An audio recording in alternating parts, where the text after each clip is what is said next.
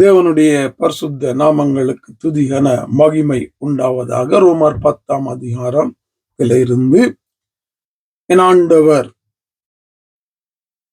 யாரை அவர் ரட்சிக்கிறார், யாருக்கு அவர் போதுமானவராயிருக்கிறார், யார் அவரிடத்தில் போவார்கள், அந்த ரட்சிக்கப்படுவதற்கு என்ன செய்ய வேண்டும், இது ரட்சிப்புக்குள்ளே நடத்துகிறது என்பதை குறித்து பேசிக்கொண்டு வருகிறார். தொடர்ந்தும் 13வது வசனம், ஆதலால் கர்த்தருடைய நாமத்தை தொழுது கொள்ளுகிற எவனும் ரட்சிக்கப்படுவான்.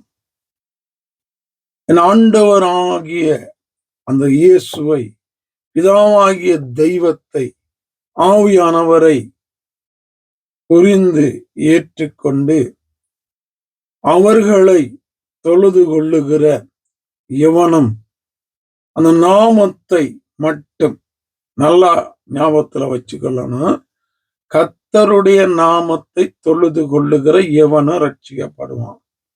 வேற எந்த ஒரு நாமத்தை தொழுது கொண்டாலும் ரட்சிப்பு கிடையாது. அப்போஸ்தலர் 4ஆம் அதிகாரத்துல பார்க்கிறோம். வானத்தின் கீழே பூமியிலே ரட்சிக்கப்படுவதற்கு கொடுக்கப்பட்டிருக்கிற ஒரே ஒரு நாமம் இயேசு என்பதை நாங்க பார்த்தோம். அந்த ஒரே ஒரு நாமத்துல ரட்சிப்பு உண்டு.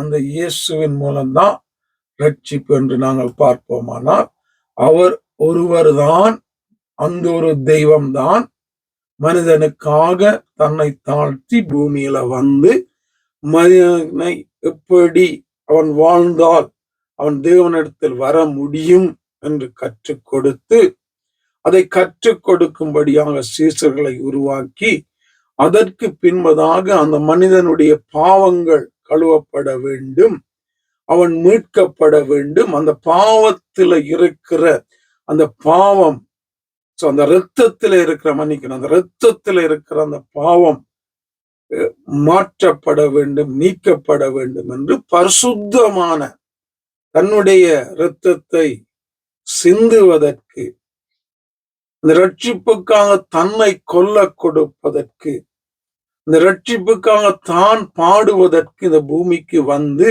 அதை செய்து முடித்து மரித்து 3ஆம் நாள் உயிரோடு எழுந்து இந்த நாளும் பரலோகத்தில் வீற்றிருக்கிறார்.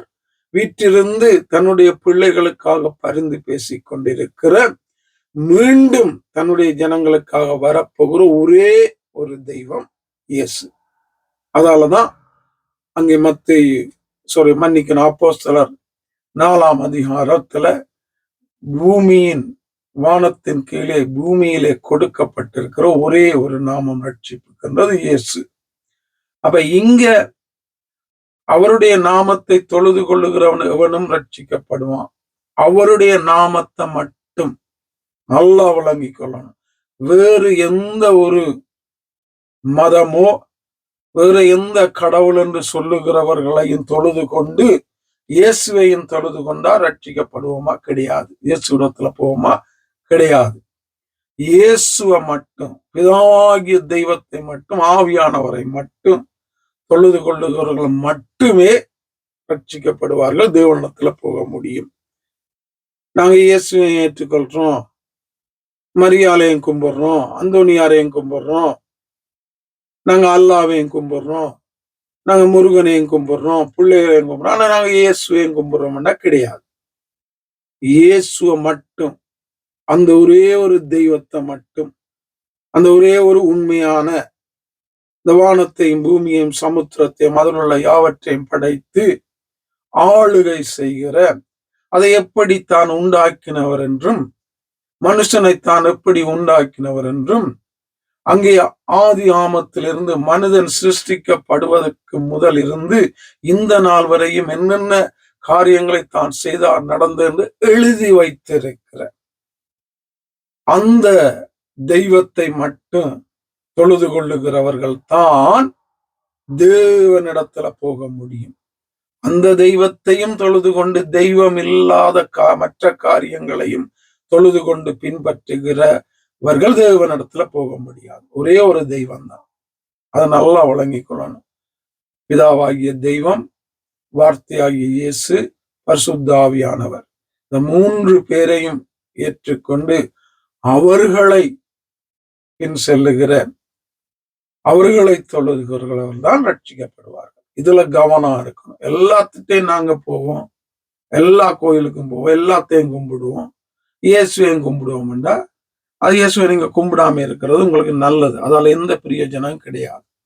எல்லாத்தையும் விட்டுட்டு இயேசுட்ட வந்தா அதாலதான் உங்களுக்கு பிரயோஜனம், ரட்சிப்பு, ஆசீர்வாதம், நித்திய ஜீவன், பாவ மன்னிப்பு, இதெல்லாம் உண்டு. இதை நல்லா புரிஞ்சு கொள்ளணும். தொடர்ந்தும் ஆவியானவர் என்னையும் உங்களையும் அந்த ரட்சிப்புக்குள்ள, அந்த உண்மையான தெய்வத்தை தொழுது கொள்வதற்கு எங்களை வழி நடத்துவாராக. ஆமென்.